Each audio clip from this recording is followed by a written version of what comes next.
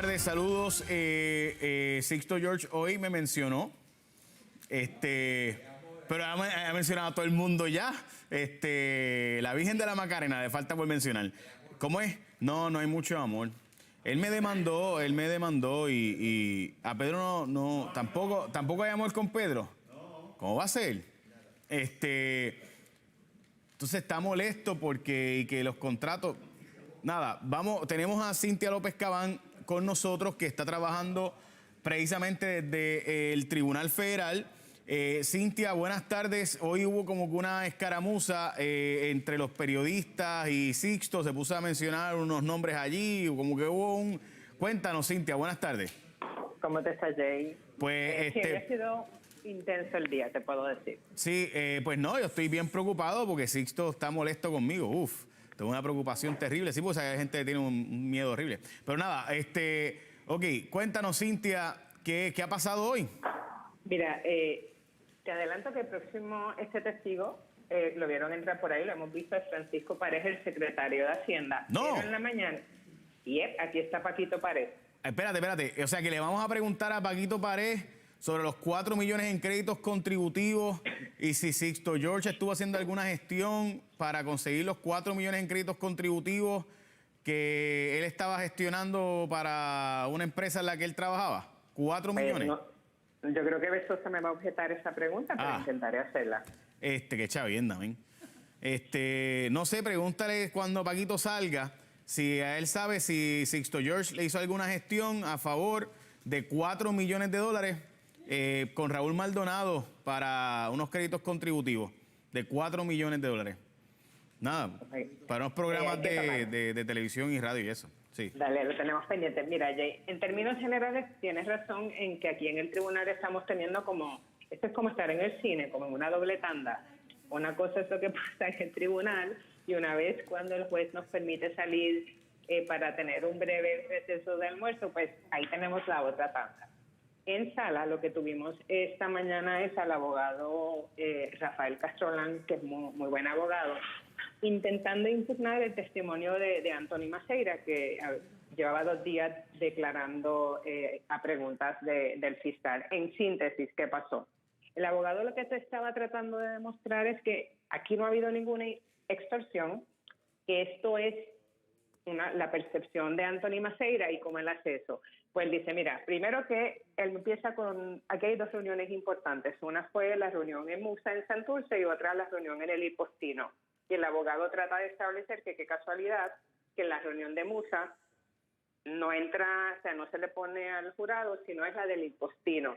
Y él dice como que trata de establecer que en esta reunión de Musa había unas contestaciones o había un contenido que era mucho más beneficioso para su cliente. Él hoy trata de llevar a Maceira a decir o crear la duda de por qué Maceira no dice ante el gran jurado que en una de las reuniones estaba el asunto de la extorsión.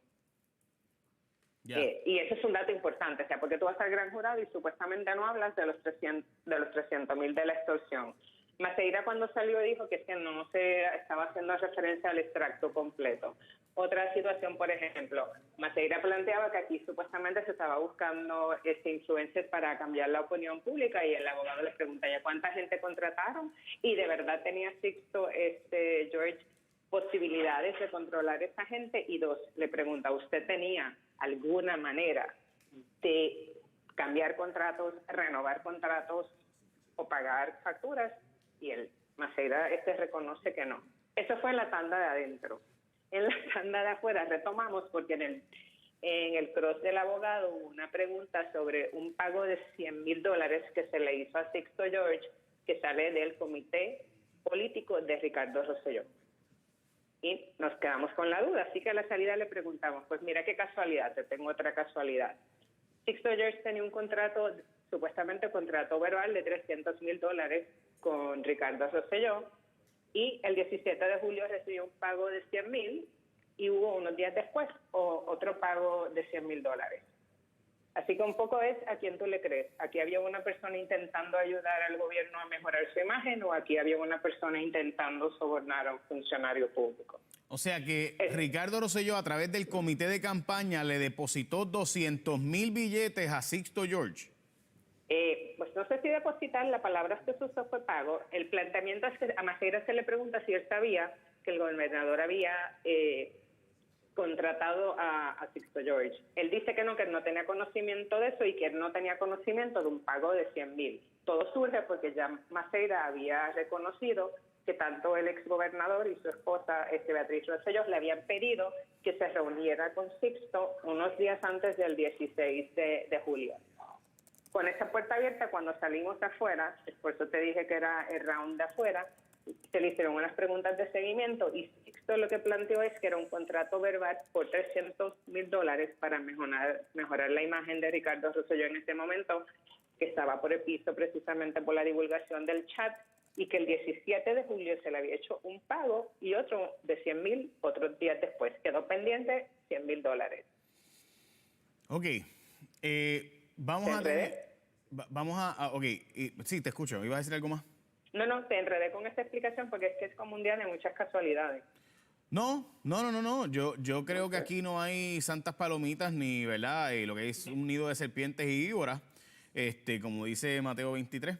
Esto es una generación de víboras. Lo que pasa es que, mira, por ejemplo, hay algo que yo no entiendo aquí. Todo el mundo la ha tirado a matar. Ahora recientemente, o mucha gente le ha empezado a tirar a Maceira y a incluso compañeros de la prensa. Entonces, o sea, ¿verdad? Yo no soy fan de Maceira ni nada por el estilo. He tenido mis críticas a él, hice investigaciones sobre puertos cuando él era el director, etcétera. Pero a mí me parece, ¿verdad? Alguien está colaborando con los federales, pues claro que tiene que seguirle el juego. Pues, o sea, un encubierto se mete ¿verdad? Al cartel de droga para tratar de descubrir el cartel de droga, pues ¿qué tiene que hacer? Hacerse pasar como si estuviera en el cartel de la droga, porque es que eso, así es como funciona el sistema. Si tú necesitas colaboradores, o sea, necesitas que seguirle jugando el juego, así que obviamente parte del proceso, cuando tienes una persona que está colaborando con los federales, que está actuando bajo las instrucciones de los federales, es seguir el juego. That's part of the deal. O sea, eso es parte de cómo funciona. Sí, te escucho. Ahí te añado. Yo creo que en parte, creo que es complicado porque los personajes de esta trama, por llamarlo de alguna manera, pues son personas complejas precisamente por sus vínculos al verano del 2019. Pero te doy un ejemplo de lo que puede crear duda. Por ejemplo, hoy el abogado pregunta si a Maceira, si a Antonio Maceira lo estaban investigando. Es una pregunta abierta, no dice si son federales o si es lo otro, solamente hay una objeción del fiscal. El juez que le ha estado dando de arroz y de masa al abogado la declara lugar. Pues esas son las cosas que te crean dudas. O sea, entiendo que el fiscal quiere mantener todo bajo control, pero son preguntas que tú te quedas. De hecho, a mí se me pasó, porque como estamos entre las objeciones del juez, porque ha habido un poco de caos, el juez hoy está como que de mal humor, y entonces ha atropellado un montón al abogado. De hecho, el abogado dijo que la conducta del juez la catalogó como impropia y dijo que lo que había era un juego de ping-pong entre fiscalía y el juez. Ya. La pregunta es cómo lo percibe el jurado de 6 mujeres y 6 hombres. Seguro que el jurado a la larga es el que decide y esto puede ser apelado, como siempre. Y pudiera ocurrir que algún error de derecho, pues revoquen. Eso puede pasar todo Ahí el día. podría estar el asunto de las grabaciones, Jay, que es un asunto técnico que no hemos hablado. La grabación que entró como evidencia había sido objetada inicialmente, la grabación y la transcripción. Un poco el planteamiento del abogado es que la transcripción suplementa lo que no se entiende de la grabación. Maceira hoy dijo que la grabación se entendía clara, que es que era en sala que no se escuchaba. Eso lo tendrá que dirimir el jurado. Bueno, el jurado puede después solicitar que se le entregue esa evidencia y volverla a escuchar Exacto. como parte de la sala del jurado y puede volverla a escuchar. Ahora, bueno, a mí me parece interesante porque típicamente no hay grabación y tú tienes que creerle a un testigo y al otro. Así que al revés, esto yo creo que el hecho de que haya una grabación es positivo para fines de que la fiscalía apruebe su caso o no. O sea, pero mi punto es como que yo no veo cómo es malo tener una grabación. Al revés, qué bueno que tengamos una grabación. Ahí la duda es, claro, la otra grabación la hace Maceira en Musa, creo que fue el 21 de junio, y la hace a manera de protección. Hoy hubo una pregunta si él estaba consciente que en Puerto Rico tú no puedes grabar a una persona.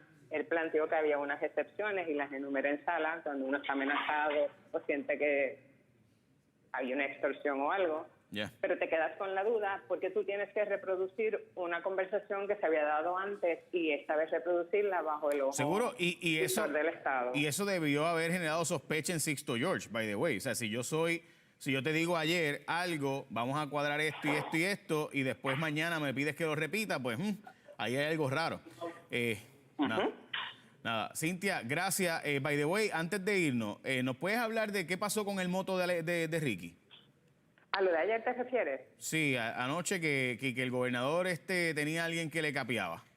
Mira, lo que surge ayer en la información que brindó Maceira es que había una alegación de que Rauli, y eso yo lo tuiteé, Rauli decía que él conocía a un guardia de seguridad de la Fortaleza que supuestamente tenía información de que el marido de María Palau era el que le llevaba marihuana al gobernador. Como tú sabes, Palau y su esposo tienen un negocio de cannabis medicinal. Sí. Pero de ahí es que sale todo el vacilón en redes de que pues el gobernador usando pasto, porque conocemos la larga historia de comentarios que ha habido de eso. Consigno que yo estoy a favor de la despenalización de las drogas. Pero de ahí surge la pelea. Ese es el chisme. Y tú sabes que hubo una investigación. Está claro que ese es el referido, porque eso tiene tangencia. No es que se dice arbitrariamente porque estamos deshojando margaritas. Es que supuestamente Rauli tenía información, había estado investigando el referido, que se hizo a justicia precisamente para investigar el negocio de cannabis y los permisos de Palau y su Sí, había una pelea interna por este tema, porque la que regulaba, que era Palau, regulaba la industria, simultáneamente su esposo estaba vinculado a la industria.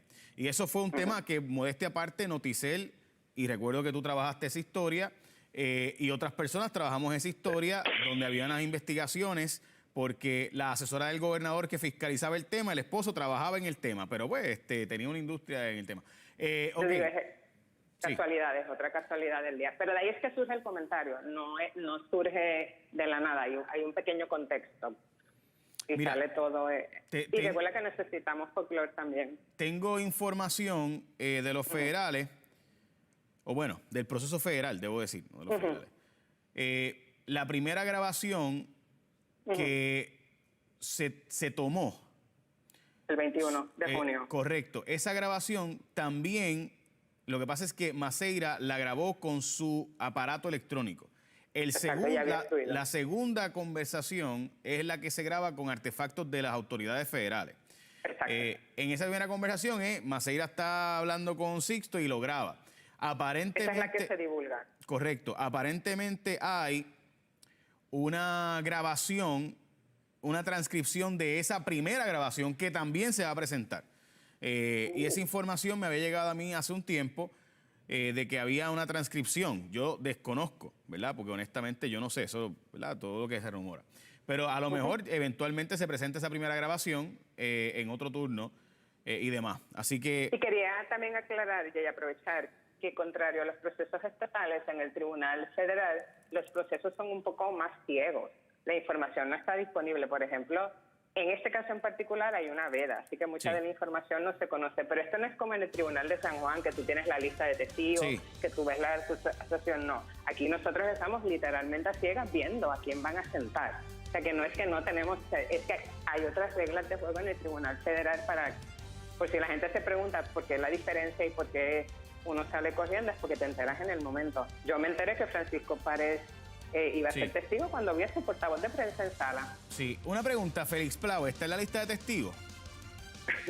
No hemos visto la lista de testigos, pero preguntaré. Y Sixto George hoy dejó la puerta abierta, la deja ayer, a que él se siente, y también tiró otra bola. Dijo también que podrían llamar de testigos de defensa al exgobernador Ricardo Rosselló. Lo veremos.